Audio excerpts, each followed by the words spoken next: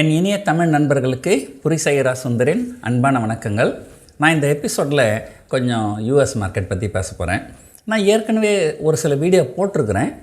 US மார்க்கெட்டில் trade பண்ணுறது கொஞ்சம் எவ்வளோ ஈஸியாக இருக்குது, எவ்வளோ அதில் பொட்டென்ஷியல் நிறைய இருக்குது. இந்தியாவில் என்ன பிரச்சனைனா, இப்போ எல்லாருமே ஆப்ஷன் ட்ரேடிங்க்கு வந்துட்டாங்க. இந்த ஃபியூச்சர்ஸ் அண்ட் ஆப்ஷன்ஸில் நடக்கிற வால்யூம் பார்த்திங்கன்னா கேஷ் மார்க்கெட்டில் நடக்கிறத போல் 461 மடங்கு அதிகமாக இருக்குதான் ஒரு ரிப்போர்ட் சொல்லுது. இதுக்கு ரெண்டாவது அடுத்தபடியான அதிகபட்சமே பார்த்திங்கன்னா ஜெர்மனில் தான் ட்ரேட் நடக்குது. அங்கே 36 டைம்ஸ் தான் ட்ரேட் நடக்குதுன்னு சொல்லியிருக்கிறாங்க. அதனால் இங்கே எல்லாருமே ஆப்ஷன் செல்லிங்கு, ஆப்ஷன் பையிங்கு, ஃப்யூச்சர்ஸு அது வந்துட்டதால் இங்கே ஆப்ஷன்ஸில் ப்ரீமியமும் பெருசாக இல்லை. ஆனால் மார்க்கெட் வயலண்ட்டாக மூவ் ஆகுது. ஸோ இது ஒரு பக்கம் இருக்கட்டும். பட் யூஎஸ் மார்க்கெட்டுடைய இது பற்றி காமிக்கிறேன். இப்போ இங்கே வாங்க கம்ப்யூட்டருக்கு போகலாம். இது என்னுடைய ட்ரேடிங் டெர்மினலு. ஸோ இன்றைக்கி MTM ப்ராஃபிட்டுன்னு சொல்லுவாங்க. இன்றைக்கி ப்ராஃபிட்டு கிட்டத்தட்ட $1000 மேலே இருக்குது. ஸோ இது நெட் லிக்விடிட்டி. ஸோ நெட் லிக்விடிட்டின்னு சொன்னிங்கன்னா இருக்கிற எல்லா பொசிஷனும் நம்ம கட் பண்ணிட்டோம்னா நம்ம எவ்வளோ காசு நம்ம கைக்கு வரும் அப்படிங்கிறது. அது 247.3K இருக்குது. மெயின்டெனன்ஸ், அதாவது என்னென்னா எவ்வளோ மார்ஜின் நமக்கு பிளாக் ஆகிருக்கு அப்படின்னு பார்த்திங்கன்னா அது 161.K, அப்ராக்சிமேட்லி 160 வச்சுங்களேன். ஸோ 250Kல ஒரு 160K, கிட்டத்தட்ட ஒரு 85K எக்ஸஸ் லிக்விடிட்டி. அதாவது இப்போ கேஷ் இருக்குது, நம்ம வேணும்னா யூஸ் பண்ணிக்கலாம். ஸோ எதுக்காக உங்களுக்கு இதை காமிக்கிறேன்னாக்கா, இந்த அக்கௌண்ட்டு ஸ்டார்ட் பண்ணும்போதே ஒரு 200Kல தான் நம்ம ஸ்டார்ட் பண்ணோம். ஸோ அப்போ இது ப்ராஃபிட்டோடு சேர்ந்து இப்போ கிட்டத்தட்ட ஒரு 250K வந்திருக்கு. அதில் ஒரு 2/3 தான் நம்ம டிப்ளாய் பண்ணியிருக்கிறோம். ஸோ 1/3 இன்னும் கேஷாக தான் வச்சுட்டுருக்குறோம். ஃப்யூச்சர்ஸு ஆப்ஷன்ஸில் நீங்கள் ட்ரேட் பண்ணும்போது ஒரு முக்கியமான விஷயம் என்னென்னா, மொத்த கேபிட்டல்லையும் டிப்ளாய் பண்ணிடக்கூடாது. ஏதாவது ஒன்று ஆச்சுன்னா நமக்கு அட்ஜஸ்ட் பண்ணுறதுக்கு கையில் காசு இருக்காது. ஒரு 2/3 ஆஃப் த கேபிட்டல் தான் நான் யூஸ் பண்ணியிருக்கிறேன். அந்த 2/3 ஆஃப் த கேபிட்டலுக்கே பார்த்திங்கன்னா ஒரு நல்ல ப்ராஃபிட் பண்ணியிருக்கிறேன். ஸோ கடந்த 2 மாதத்தில். ஸோ அது எவ்வளோ ப்ராஃபிட் பண்ணியிருக்கிறேன் அப்படிங்கிறத பற்றி பார்ப்போம். இங்கே அக்கௌண்ட் போயிட்டு அக்கௌண்ட் மேனேஜ்மெண்ட் ஹோம் போனோம்னா அது நம்ம பேக் ஆஃபீஸுக்கு நம்மளை கொண்டு போகும். ஸோ இப்போ இது ஒரு பேக் ஆஃபீஸ். ஸோ இந்த பேக் ஆஃபீஸில் பார்த்திங்கன்னா பர்ஃபார்மன்ஸ் ரிப்போர்ட்ஸ்னு இருக்கும். அதில் போர்ட்ஃபோலியோ அனலிஸ்ட் அப்படின்னு இருக்கும். ஸோ அதை கிளிக் பண்ணோம்னாக்கா ஸோ அந்த போர்ட்ஃபோலியோ அனாலிசிஸ் பேஜுக்கு வந்துடும்.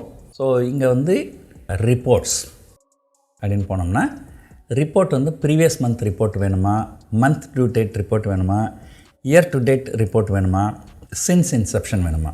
நம்ம சின்ஸ் இன்செப்ஷன் எப்போ ஆரம்பிச்சோமோ அதுலேருந்து நமக்கு வேணும் அப்படின்னு கிளிக் பண்ணோம்னா ஸோ அந்த ரிப்போர்ட் நமக்கு டவுன்லோட் ஆகிடும்.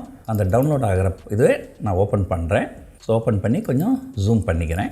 ஸோ இந்த ஜூம் பண்ணி பார்த்தாக்கா இதில் என்ன தெரியுதுனாக்கா, இந்த அனாலிசிஸ் பீரியடுன்னு பார்த்திங்கன்னா ஜூலை 24லேருந்து செப்டம்பர் 22. ஏன்னா இந்த அக்கௌண்ட் ஆரம்பித்தது ஜூலை 24 தான். ஜூலை 26 தான் நான் ஃபஸ்ட்டு ட்ரேடே எடுத்தேன். ஸோ ஆக மொத்தம் இது ஒரு லெஸ் தென் 2 மந்த் பீரியடுக்கு உண்டான ரிப்போர்ட் இது. இந்த 2 மந்த்துக்குள்ளார பார்த்திங்கன்னா இப்போ ப்ராஃபிட் பார்த்திங்கன்னா கிட்டத்தட்ட மோர் தென் 22% ரிட்டர்ன் வந்துருக்குது. அது கிட்டத்தட்ட 11% பர் மந்த் ரிட்டர்ன். அது ஒரு எக்ஸ்ட்ராடினரி ரிட்டர்ன் அப்படின்னு தான் சொல்லணும். இதுலேயும் முக்கியமாக கவனித்து பார்த்திங்கன்னா நான் மொத்த காசை முதலீடு பண்ணலை. நான் பொதுவாக பாதி காசு தான் முதலீடு பண்ணுவேன். கடந்த வாரம் இந்த ஃபெட் மீட்டிங் வந்ததால் மார்க்கெட் ரொம்ப அதிக அளவில் இறங்கிச்சுன்றதுனால நான் கொஞ்சம் எக்ஸ்ட்ரா யூஸ் பண்ணியிருக்கிறேன். ஸோ ஒரு 2/3 யூஸ் பண்ணிட்டேன். 1 மந்த் ரிட்டர்ன் பார்த்திங்கன்னா கிட்டத்தட்ட 10% இருக்குது. 3 month return, 2 month return, 3 month return ஒன்றா தான் இருக்கும். ஏன்னா ஆரம்பித்தது 2 மாதம் தான் ஆகுது. பெஸ்ட் ரிட்டர்ன் பார்த்திங்கன்னா ஆகஸ்ட் மாதம் 13.84% வந்துருக்குது. ஒஸ்ட்டு ரிட்டர்ன் பார்த்திங்கன்னா ஒரு 2% ட்ரா டவுன் வந்துருக்குது. அது ஜூலை மாதம். ஸோ இதுதான் ஒரு கீ ஸ்டாட்டிஸ்டிக்ஸ்.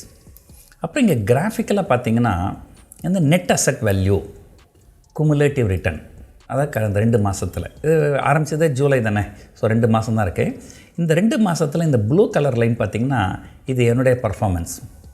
இந்த பர்ஃபார்மன்ஸ் பார்த்திங்கன்னா கன்சிஸ்டண்ட்டாக மேலே தான் போயிருக்கு. ஒரு பெருசாக எதுவும் ட்ரா டவுன் வரலை. கிட்டத்தட்ட 22% ரிட்டர்ன் வந்திருக்குது. இதே சமயத்தில் எஸ்பிஎக்ஸ்டிஆர் எஸ்பிஎக்ஸ்னால் S&P 500 இண்டெக்ஸ், அது டிஆர்னா டோட்டல் ரிட்டர்ன் இண்டெக்ஸ். அதாவது S&P 500 ரிட்டர்ன். S&P 500 ஒரு ப்ராடர் இண்டெக்ஸ். இந்தியாவில் நிஃப்டி மாதிரி. நிஃப்டி இங்கே 50 ஆவரேஜ் ப்ரைஸு, 50 ஸ்டாக்கோட ஆவரேஜ் ப்ரைஸு. அதே போல் அங்கே டாப் 500 ஸ்டாக்கினுடைய ஆவரேஜ் ப்ரைஸ். அது பார்த்திங்கன்னா -5% ரிட்டர்ன் கொடுத்துருக்குது. அடுத்தது EFAன்னு சொல்லுவாங்க. இது iShares MSCI எக்ஸ்சேஞ்ச் ட்ரேடட் ஃபண்டுன்னு சொல்லுவாங்க. அதுவும் -5% ரிட்டர்ன் கொடுத்துருக்குது. விடி இது வந்து வேங்கார்ட் இண்டெக்ஸ் ஃபண்ட், எக்ஸ்சேஞ்ச் ட்ரேடட் ஃபண்டுன்னு சொல்லுவாங்க, அதுவும் -5% கொடுத்துருக்குது. எதனால் இந்த 3 ஃபண்டோட கம்பேர் பண்ணுறாங்கன்னா, ஸோ இந்த 3 ஃபண்டு தான் வந்து வேர்ல்டில் இருக்கிற டாப் 3 ஃபண்ட்ஸ். உலகத்தில் இருக்கிற டாப் 3 ஃபண்ட்ஸ் வந்து கடந்த 2 மாதத்தில் 5% லாஸ் ஆகிருக்குது. ஆனால் இந்த பீரியடில் ஸோ நான் ட்ரேட் பண்ணுறதில் எனக்கு 22% ப்ராஃபிட் வந்திருக்குது. So how huge out performance. இங்கே சில முக்கியமான விஷயங்களை நான் சொல்லி ஆகணும். இவங்க கம்பேர் பண்ணுற 3 ஃபண்டு வந்து எக்ஸ்சேஞ்ச் ட்ரேடட் ஃபண்டு, அது வந்து கேஷ் மார்க்கெட். அங்கே வந்து அவங்க லீவரேஜ்லாம் எடுக்க மாட்டாங்க. நாம் வந்து ஃபியூச்சர்ஸ் அண்ட் ஆப்ஷன்ஸில் ட்ரேட் பண்ணும்போது நம்ம கொஞ்சம் லீவரேஜ் எடுக்கிறோம். ஏன்னா நம்ம மார்ஜின் மணி தான் பே பண்ணுறோம், ஃபுல் பணம் பே பண்ணுறதில்ல. இது வந்து ஒன்று. ரெண்டாவது, எக்ஸ்சேஞ்ச் ட்ரேடட் ஃபண்டில் அவங்க லாங் ஒன்லி ஃபண்ட்ஸ்னு சொல்லுவாங்க. நீங்கள் பை பண்ணலாம், மேலே போச்சுன்னா ப்ராஃபிட் புக் பண்ணலாம். ஆனால் நீங்கள் ஷார்ட் செல்லிங் அப்படின்றது பண்ண முடியாது. நான் வந்து ஆப்ஷன்ஸில் ட்ரேட் பண்ணுறதுனால நம்ம கால் ஆப்ஷன் செல் பண்ணோம்னா அது வந்து that's considered as a short selling தான். இந்த எக்ஸ்சேஞ்ச் ட்ரேடட் ஃபண்டும் ஃபியூச்சர்ஸ் அண்ட் ஆப்ஷன்ஸ் ட்ரேடும் ஸ்ட்ரிக்ட்லி கம்பேரபிள் கிடையாது.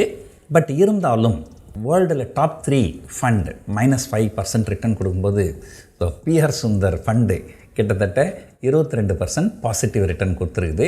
ஸோ இது வந்து ஒரு எக்ஸ்ட்ராடினரி ரிட்டர்ன்.